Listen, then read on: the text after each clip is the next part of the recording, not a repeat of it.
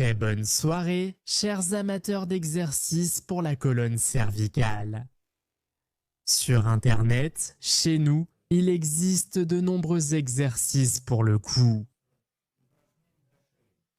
Et une attention particulière ainsi qu'un engouement particulier sont accordés aux exercices visant à augmenter la mobilité. Parce que la principale chose qui commence à inquiéter une personne lorsque des problèmes de cou apparaissent, c'est la douleur et la limitation de la mobilité. Le cou commence très souvent à tourner moins facilement. Avant que quelque chose ne fasse mal, avant que le cou ne commence à faire mal, la personne sent qu'il bouge moins bien. Il y a une limitation des mouvements lors des rotations, des inclinaisons, dans les positions extrêmes, et certaines douleurs apparaissent. Et cela commence à inquiéter. Et la première chose qui vient à l'esprit, c'est qu'il faut étirer quelque chose pour augmenter la mobilité. Parce qu'on ressent une certaine raideur dans les mouvements. Quand une personne fait une rotation ou une inclinaison, on sent que quelque chose semble s'être tendu. Et la première chose qui vient à l'esprit, c'est bien sûr d'étirer et de bouger pour que ça commence à mieux bouger. C'est une idée très dangereuse et qui amène la personne à vouloir faire certains exercices qui sont justement les plus populaires pour augmenter la mobilité. Il y a beaucoup d'exercices où par exemple il faut amener la tête à la limite de la rotation et essayer de la tourner encore plus. C'est-à-dire faire une inclinaison, puis quand la tête ne s'incline plus, que le cou ne s'incline plus, essayer encore plus de l'incliner de différentes manières, par exemple en utilisant l'autre main, en étirant les muscles ou en forçant, par exemple. La gymnastique articulaire est également appréciée par les personnes souffrant de douleurs cervicales. La gymnastique articulaire consiste en de nombreux mouvements répétitifs sous différents angles. Elle vise à augmenter la mobilité des articulations et à améliorer la production de liquide articulaire. L'idée est bonne, mais malheureusement, elle entraîne de mauvaises conséquences. Voici des situations dans lesquelles il ne faut pas faire ces exercices. Quand ne faut-il pas faire des exercices pour augmenter la mobilité? Quand ne faut-il pas faire des exercices d'étirement? Ce sont deux situations. La première, c'est lorsque votre tête est très avancée. C'est un signe de faiblesse, avant tout, des muscles à l'arrière du cou. Eh bien, en général, tout commence comme ça. La deuxième option, c'est quand vous vous regardez dans le miroir et vous voyez qu'une de vos oreilles est nettement plus haute que l'autre, qu'une épaule est un peu plus haute que l'autre. Eh bien, cela indique déjà non seulement une asymétrie musculaire, ce qui est acceptable dans une certaine mesure, mais aussi que si nous voyons par exemple une telle situation, cela ne signifie pas que les muscles de ce côté sont très bien développés, tandis que de l'autre côté, ils sont par exemple affaiblis. Très souvent, cela indique qu'ils sont faibles des deux côtés. C'est juste que d'un côté, ils sont encore plus faibles que de l'autre. C'est-à-dire que d'un côté, ils sont juste un peu plus forts que de l'autre. C'est pourquoi la charge peut se déplacer vers eux. Et donc, en général, il faut quand même entraîner les deux côtés.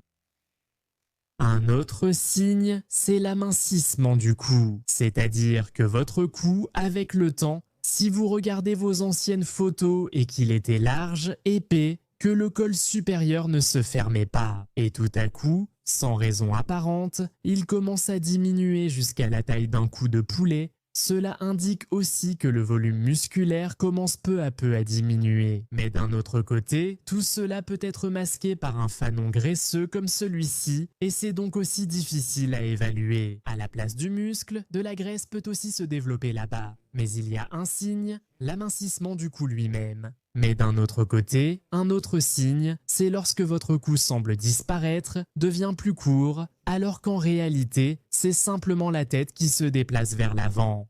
Alors, quelles preuves pouvons-nous avoir? Quelles sont vos preuves, vos options? Les principaux muscles dont vous avez besoin pour vivre, que vous devez commencer à entraîner avant de faire différents exercices de mobilité articulaire, Ce sont les muscles de la face postérieure du cou, ce qu'on appelle les longs extenseurs du cou, parce qu'en cas de faiblesse, quand ils s'affaiblissent, votre tête commence à être maintenue uniquement par ce groupe de muscles ou par la partie supérieure des longs extenseurs du cou. Ils sont constamment surchargés, ils font mal. Et ici déjà, le mouvement sera uniforme entre toutes les articulations lors des rotations, lors des inclinaisons, c'est-à-dire qu'idéalement, quand par exemple nous tournons la tête, chacune de nos articulations doit remplir sa fonction. Mais l'amplitude des mouvements varie, elle est un peu plus grande à certains endroits, un peu moins à d'autres. C'est-à-dire que, par exemple, entre la première et la deuxième vertèbre, l'amplitude du mouvement sera plus grande, parce que l'articulation elle-même est conçue ainsi à cet endroit. Mais toutes les autres vertèbres participent aussi d'une certaine manière au mouvement. Quand cela se produit uniformément, la personne ne ressent ni limitation ni douleur en bougeant. Les articulations entre les vertèbres sont ici, vous voyez. Donc, ces articulations-là doivent participer à chaque mouvement. Lors des inclinaisons, lors des rotations, tous ces mouvements se produisent de façon uniforme. Mais si une partie de nos muscles ne fonctionne tout simplement pas, ce grand groupe musculaire ici, alors pendant les mouvements, la charge ne sera plus répartie de manière uniforme. Certaines articulations bougent avec plus d'amplitude, d'autres moins. C'est-à-dire que dans cette position du cou, la charge principale, qui devrait normalement être supportée par les articulations entre la première et la deuxième vertèbre, se déplace. C'est-à-dire qu'il y a l'apophyse odontoïde de la deuxième vertèbre et la première devrait tourner autour d'elle. Si notre tête s'est déplacée ainsi vers l'avant par rapport au cou, ce mouvement se fera dans une moindre amplitude ici, et il se produira avec une plus grande amplitude dans les vertèbres situées plus bas. Et si nous commençons à faire des exercices pour augmenter la mobilité, tous ces mouvements de rotation, là, tous ces trucs, comment ils s'appellent? Les pendules, les pigeons. Tous ces exercices originaux, le plongeur, je ne sais pas comment il s'appelle, le porteur d'eau, le coq, le pingouin, le pigeon, ce sont des noms poétiques pour ces exercices. Tirer d'avant en arrière, qu'est-ce qu'on fait nous? Nous allons augmenter temporairement la mobilité, la tête semblera mieux tourner. Mais grâce à quoi allons-nous y parvenir? En développant une mobilité encore plus excessive là où elle ne devrait pas être. Et là où elle devrait être, elle n'apparaîtra pas tant que ces muscles-là n'auront pas grandi. Malheureusement, les muscles ne grandissent pas avec les exercices de rotation. Ils commencent à être sollicités localement, c'est-à-dire à l'endroit où le mouvement se produit. Et cela ne suffit pas pour que le volume augmente à nouveau. Avec le temps, à quoi cela mène-t-il? Les articulations commencent à être surchargées et le processus d'arthrose s'y accélère. Il peut d'abord y avoir une inflammation, puis le cartilage s'abîme. Quelque part, ce sont les disques intervertébraux qui ne tiennent plus parce qu'il n'y a pas de corset musculaire. Et en plus de cela, vous essayez, là-bas, tout tient déjà à peine. Et vous essayez encore de tout faire pour que tout cela devienne encore plus instable. Une petite action quotidienne peut produire de grands résultats avec le temps, dans tous les domaines de la vie. Même lorsqu'il s'agit d'argent, Surtout lorsqu'il s'agit d'argent. rien que de penser à investir, ma tension monte. Sur ma chaîne, je reviens toujours à la même idée. Vous n'avez pas besoin de quelque chose de compliqué pour faire une grande différence. Mais avec l'investissement, il faut toujours surveiller, rester attentif et essayer de prédire le marché. Et c'est exactement ce qui décourage beaucoup de gens sur le marché boursier. On doit constamment décider, acheter, vendre, attendre, réagir aux nouvelles. Quand il s'agit de notre argent, on veut de la stabilité. Sinon, ça ne fait que créer du stress inutile et tu sais déjà ce que je pense du stress. Oh mon Dieu, le marché vient de s'effondrer. C'est pour ça que j'ai toujours cherché un moyen d'investir sans être collé au marché, et c'est là que j'ai découvert Mintos. Pour faire simple, vous prêtez de l'argent à des entreprises ou à des particuliers et vous recevez des intérêts fixes en retour sur la plateforme Mintos. Tout est vraiment facile à suivre.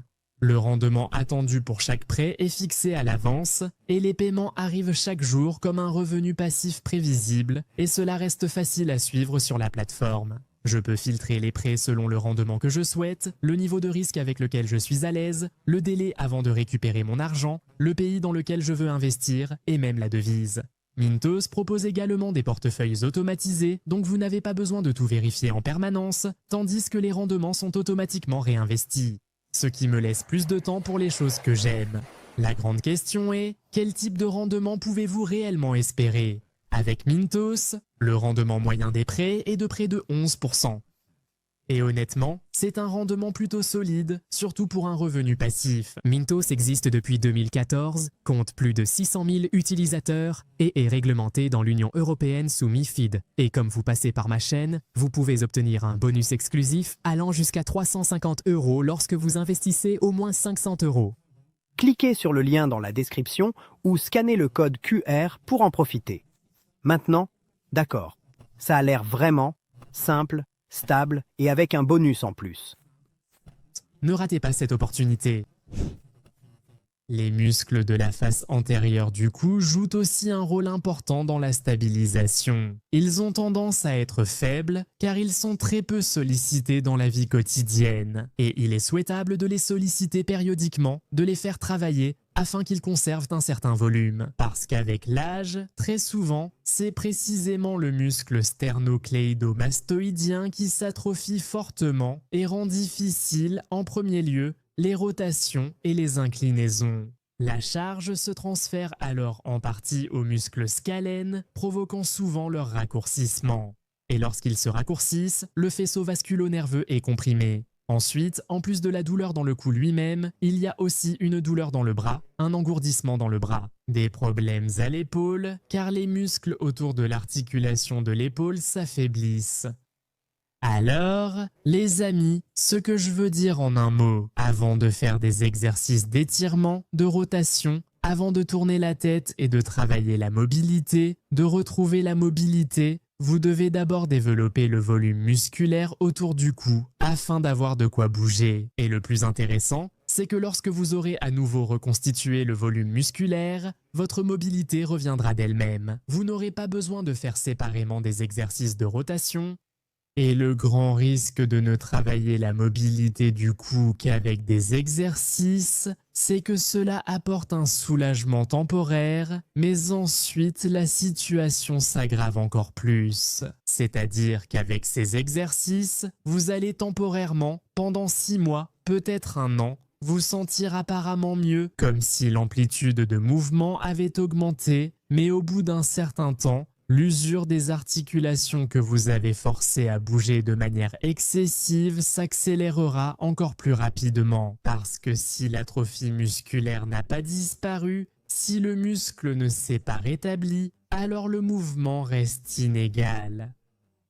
Alors, les amis, que faire maintenant? C'est la question. Même ceux qui mangeaient en regardant ont perdu l'appétit après de telles informations. Que faire? Je vais vous montrer maintenant par où commencer et comment rendre ces exercices plus difficiles en passant des plus faciles aux plus complexes. Maintenant, nous allons voir ensemble comment je vais les faire. Regardez d'abord attentivement, puis essayez vous-même. Choisissez votre niveau d'effort. Premier groupe d'exercices, pour ceux qui n'ont jamais entraîné leur cou auparavant. Pour ceux dont les muscles du cou sont très affaiblis, ou si vous ressentez actuellement des douleurs ou un inconfort au niveau du cou, commencez par cela. La charge sera minimale. Vous allez entraîner vos muscles uniquement avec le poids de votre propre tête. Alors, la première chose concerne les muscles de la partie arrière du cou. Pour cela, une option consiste à vous allonger au bord du lit ou au bord du canapé. De cette façon, votre tête se retrouve déjà au-delà du bord. Mais vous ne la laissez pas pendre de cette façon, c'est-à-dire que vous essayez simplement de garder la tête dans cette position naturelle, dans la même position que lorsque vous êtes debout. Pour cela, vous regardez soit simplement vers le bas, soit un peu vers le bas et vers l'avant à 45 degrés. La position des mains importe peu, faites comme vous voulez. L'essentiel ici, c'est que la charge principale repose sur les muscles du cou. Essayez dans cette position. Si vous tenez 10 à 15 secondes et que vous sentez déjà une certaine fatigue dans les muscles, c'est bon, arrêtez-vous, reposez-vous aussi pendant environ 20 secondes. Laissez les muscles récupérer et répétez encore 2 ou 3 séries. Ceci est un entraînement, une version allégée pour les muscles de l'arrière du cou. L'avant est similaire. Ici, il y a une option un peu plus risquée. Cela dépend si vous aimez prendre des risques. Mais comme nous le savons, qui ne risque rien n'a rien. Donc, l'une des options consiste aussi à laisser la tête pendre. Mais si vous êtes sûr d'avoir assez de force musculaire pour soutenir le poids de votre tête, elle ne tombera pas. Dans cette position aussi, tenez de 10 à 20 secondes jusqu'à 20 secondes. Ensuite, reposez-vous. Répétez 2 ou 3 séries. Voici une option moins risquée. C'est quand vous mettez un oreiller. Il ne faut pas faire comme ça. Il suffit, lorsque vous soulevez la tête de la surface, de la maintenir. Parce qu'ici, ces muscles travaillent quand même un peu dans une position non naturelle. Si on se lève, la tête se décale un peu vers l'avant comme ça. Il est préférable de renforcer ces muscles au départ précisément dans la position dans laquelle ils devront travailler, dans une position plus naturelle pour la tête. C'est pourquoi vous placez l'oreiller à peu près sous les omoplates. Et dans cette position, vous soulevez la tête comme ceci. Vous la maintenez également sous le poids de la tête. Si vous arrivez à tenir 20 secondes, il n'est pas nécessaire d'en faire plus en une seule série. Dans une série de 5 secondes, si les muscles sont vraiment affaiblis, jusqu'à 20 secondes. Si vous tenez 20 secondes, n'augmentez pas la durée. Ajoutez simplement d'autres séries. On peut faire la même chose allongée sur le ventre sans la laisser pendre vers l'avant. Utilisez aussi un rouleau comme celui-ci. Pour que votre dos ne détourne pas l'effort du cou, maintenez cette position de cette façon. C'est la toute première, la charge la plus légère. Eh bien, pour les muscles antérieurs, elle peut être perceptible. Mais pour les muscles postérieurs, c'est une version allégée.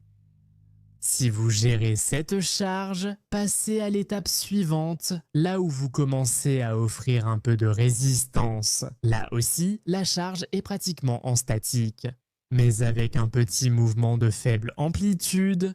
Pour cela, vous aurez besoin d'un coussin. Un coussin souple que l'on peut comprimer avec un peu de force. Et dans cette position, vous commencez à appuyer l'arrière de votre tête contre ce coussin. Elle s'enfonce un peu sous cette pression et vous maintenez cette position pendant 3 secondes. Ensuite, vous relâchez. Elle repousse un peu votre tête. Ensuite, appuyez à nouveau, maintenez pendant 3 secondes de cette manière. Et ensuite, vous relâchez. La tension, lorsque l'exercice est bien exécuté, elle sera ressentie non pas tant dans le cou lui-même, mais plutôt dans cette partie de la colonne thoracique, là où commencent les longs extenseurs du cou. Si la tension se fait sentir ici, cela signifie que vous appuyez peut-être trop fort, ou alors revenez pour l'instant à la version précédente des exercices. Si les longs extenseurs du cou ne supportent pas la charge, les muscles sous-occipitaux, déjà surchargés, participent alors trop au mouvement, ce que nous voulons éviter. Et l'étape suivante, c'est déjà pour ceux qui exécutent facilement les 2 types d'exercices précédents, c'est déjà une charge importante. Ici, vous aurez besoin d'un rouleau, vous pouvez l'utiliser. Vous pouvez aussi utiliser un coussin, mais il doit être un peu plus ferme. Mais en principe, ces rouleaux conviennent très bien. Mais il vaut mieux qu'il ne soit pas trop dur pour ne pas trop appuyer sur votre tête. On le place entre le mur et l'arrière de la tête, comme ceci. Et ici, vous pouvez régler la charge vous-même. C'est-à-dire, dans l'exercice, lors de l'exercice où nous appuyons avec l'arrière de la tête, nous créons délibérément une pression. Ici, tout se passera automatiquement en fonction de la distance de vos pieds par rapport au mur. C'est-à-dire, plus vous vous tenez loin du mur, plus vous abaissez ce rouleau, plus la charge sur les muscles du cou sera importante. Voilà. Mais commencez quand même avec une charge légère. Voilà, vous avez placé. Et de cette façon, maintenez la position. Bien sûr, vous pouvez utiliser une serviette. Voilà. Mais par la suite, cet exercice, ensuite, vous le rendez plus difficile. D'abord, en éloignant vos pieds. Faites attention ici. Lorsque vos pieds s'éloignent, votre menton ne doit pas trop s'abaisser vers le bas. Vous devez garder à peu près cette position. Et par la suite, vous pouvez compliquer l'exercice. Une autre façon d'augmenter la charge, c'est lorsque vous Une façon consiste à éloigner vos pieds du mur et à maintenir également cette position en statique. Et la deuxième façon, c'est lorsque vous commencez à ajouter un peu de mouvement. C'est-à-dire que vous touchez le mur avec vos fessiers, puis en vous appuyant sur la tête, vous augmentez à nouveau la distance entre vos fessiers, votre bas du dos et le mur. Et de cette façon, vous pouvez déjà le faire avec un peu de mouvement. Mais faites attention ici, la charge sur les muscles du cou reste quand même statique. Et en général, il est préférable d'entraîner les muscles du cou de cette manière, surtout si le volume des muscles du cou n'est pas encore suffisant. Un mouvement similaire, un exercice pour les muscles à l'avant du cou. Ici, vous placez à nouveau le rouleau contre le mur. Vous vous appuyez dessus avec la tête. Et ici aussi, selon la distance à laquelle vous vous éloignez du mur, la charge sur ces muscles avant sera plus ou moins forte. Vous pouvez toucher avec vos mains. Si ces muscles sont déjà tendus, il suffit de rester dans cette position et de tenir. Disons 5 à 20 secondes. Vous tenez pendant 20 secondes. C'est tout. On se repose. Et la prochaine série, eh bien, ici aussi, plus vous descendez bas, plus vous reculez les jambes, plus la charge sur les muscles du cou sera importante. Ici aussi, essayez de garder la tête dans une position naturelle pour éviter que votre tête ne se retrouve dans cette position. Donc, même si vous reculez beaucoup avec les jambes, essayez quand même de garder la tête dans sa position naturelle. Mais au début, il n'est pas nécessaire de reculer trop loin. Cette position suffit. C'est-à-dire que si vous sentez que les muscles, même en les touchant avec les mains, ils se contractent, vous pouvez déjà vous arrêter dans cette position. Parce que pendant les exercices, on ne ressent pas tout de suite à quel point c'est difficile pour vos muscles. Parfois, on ne le remarque que le lendemain. Parce que si vous surchargez les muscles du cou, surtout au début, non seulement ils peuvent commencer à faire mal, mais un mal de tête peut aussi survenir. C'est justement dans ces cas où vous avez mal calculé la charge et que vous avez en partie surchargé aussi les muscles sous-occipitaux, les courts extenseurs du cou. C'est pourquoi, pour éviter cela, pour ne pas avoir à faire une longue pause entre les exercices, pour ne pas attendre que tout se rétablisse et se repose, il vaut mieux lors des premières séances ne pas trop forcer. Regardez de quoi vos muscles du cou sont capables. Et de cette façon, vous pourrez déjà choisir la charge, le nombre de répétitions et de séries. Et à quelle fréquence il faut le faire, 1 jour sur 2, tous les jours. De cette manière, vous comprendrez déjà. Eh bien, les amis, vous avez essayé. Ceux qui ont essayé de faire cet exercice avec moi, n'hésitez pas à partager vos impressions dans les commentaires. Le plus important, c'est de bien choisir la charge. Alors, vous sentez, oui, que votre cou devient déjà plus stable, comme si votre tête pesait moins, même si elle ne pèse pas moins. Alors, allez, on s'entraîne, on fait ces exercices. À la prochaine émission.